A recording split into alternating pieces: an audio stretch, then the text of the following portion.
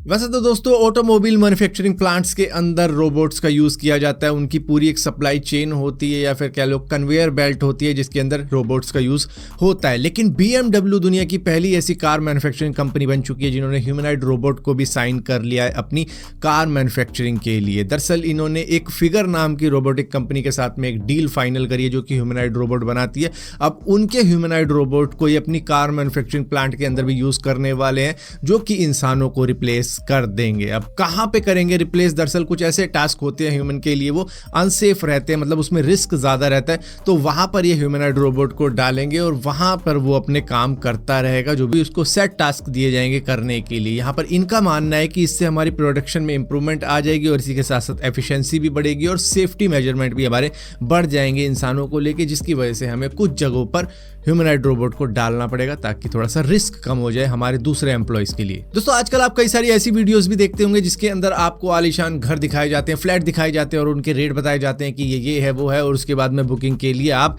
नीचे इस नंबर पे कांटेक्ट भी कर सकते हो भैया। उसके अंदर कई सारे लोग फंस चुके हैं, दरअसल फ्रॉड हो जाता है उनके साथ में कि भैया ये बस बुक होने ही वाला है, तुरंत बुक करा दो, तो बंदा ऑनलाइन कुछ लाख रुपए करवा देता है, कोई 50,000 करवा देता है, मतलब इस तरीके से लोग फंस जाते हैं। अब यहाँ पर मुंबई का एक बंदा भी फंसा है, लेकिन वो इस कांड में नहीं फंसा है, वो दरअसल गोवा जा रहा था घूमने के लिए जहां पर उन्होंने एक विला बुक कराया था जो कि एग्जिस्ट ही नहीं करता, जिसके लिए इन्होंने 1,20,000 पे कर दिए मुंबई के सौरभ थे। ये अपने पार्टनर के साथ में जाना चाहते थे कि भैया वेकेशन पे जाऊंगा, गोवा में घूमूंगा और 1 वीक के लिए मैं आलीशान विला के अंदर रुकूंगा और उसके अंदर खाना फ्री, मतलब इसी पैकेज के अंदर होगा 1,20,000 के अंदर ही, कि खाना होगा, रहना होगा, जकूजी होगी, स्विमिंग पूल होगा, प्राइवेट बीच होगा और पता नहीं क्या क्या होगा। ये सभी वहां धरा का धरा रह गया, क्योंकि जब ये वहां पर पहुंचते हैं तो इनको पता लगता है कि भैया यहाँ पर कोई विला तो छोड़ो, कोई होटल भी नहीं है, कोई झोपड़ी भी नहीं है। जिसके बाद में इनको वहां पर जब पहुंचा है बंदा, वही पहुंचेगा तो भैया कहीं ना कहीं तो होटल करेगा, जिसकी वजह से इनका और एक्स्ट्रा खर्चा हो गया।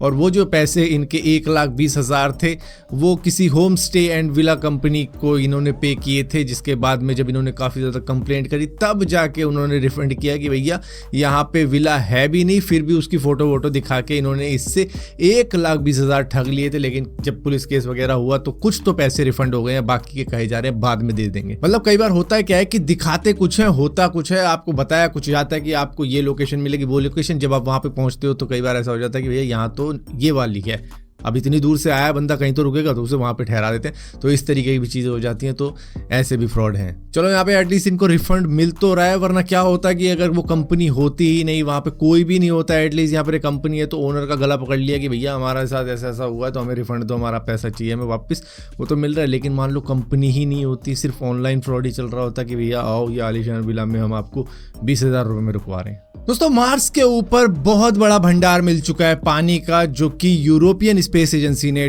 ढूंढा है। दरअसल उनका जो ऑर्बिटर है उसने एक बहुत ही क्लोज इमेजरी जारी करी है जिसके अंदर ये दिखाया जाता है कि ये आइस की फॉर्म में वाटर है, जो कि करीबन 3.5 किलोमीटर के आसपास का एरिया है, जिसको अगर पिघला दिया जाए तो वहां से करीबन 3 मीटर डेप्थ तक का वाटर निकल सकता है। मतलब अगर डीपेस्ट पॉइंट देखा जाए तो करीबन 3 मीटर तक का हो सकता है। वैसे एग्जैक्टली कहा जाए तो 1.5 मीटर से लेकर 3 मीटर तक का हिसाब किताब बताया जा रहा है कि उतना डीप वाटर हमें मिल सकता है, जो कि करीबन 3.5 किलोमीटर तक होगा। दोस्तों नेक्स्ट जनरेशन ट्रैवलिंग अब ज्यादा दूर नहीं है। दरअसल जो X-59 नासा का प्लेन है जिसके ऊपर वो काम कर रहा है, उसके बारे में उन्होंने अभी बताया है कि इसका निकनेम हमने रख दिया है सन ऑफ कॉन्कर्ड। ये लंदन से न्यूयॉर्क की दूरी सिर्फ 3.5 घंटे में कर पाएगा। इसकी मैक्सिमम स्पीड रहेगी 2172 किलोमीटर पर आवर की। इसका जो नोज है आगे की, वो इस प्लेन के पूरे साइज का 1/3 है, जिसकी वजह से पायलट को आगे का व्यू दिखता नहीं है, लेकिन फिर भी वो नोज होनी जरूरी थी क्योंकि ये सुपरसोनिक प्लेन पैसेंजर प्लेन होने वाला है, जो कि पैसेंजर को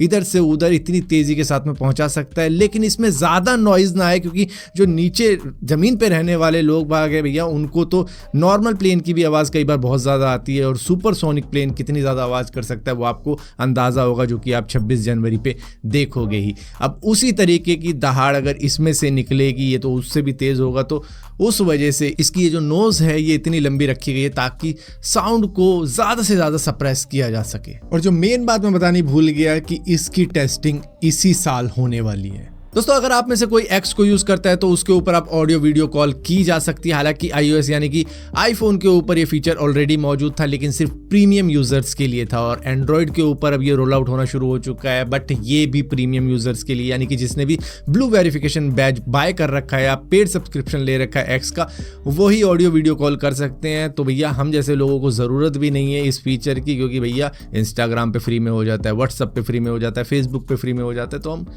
क्यों ले भैया एक्स का ये सब्सक्रिप्शन सिर्फ ऑडियो वीडियो कॉल के लिए। हाँ, ब्लू वेरिफिकेशन बैज चाहिए या फिर हम कोई सेलिब्रिटी बन गए जिसको वो ब्लू वेरिफिकेशन बैज नहीं दे रहे तो चलो चलता है, ये एक एडिड फीचर है जो कि यूज़ नहीं करना है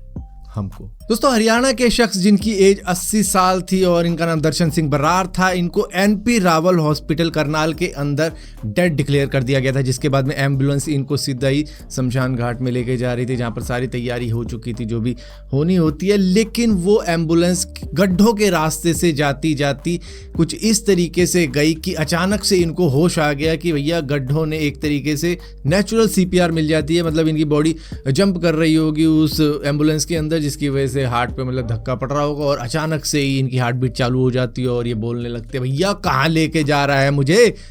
घर को ले चल। अब ये जा रहे थे शमशान घाट, जिसके बाद में एम्बुलेंस सीधा मुड़ी शमशान घाट से सीधा घर की तरफ, और शमशान घाट पे जो लोग जुटे हुए थे यार वो आया नहीं अब तक। अरे वो वहां घर पे पहुंच गए जिंदा। अच्छा काम में छुट्टी करी।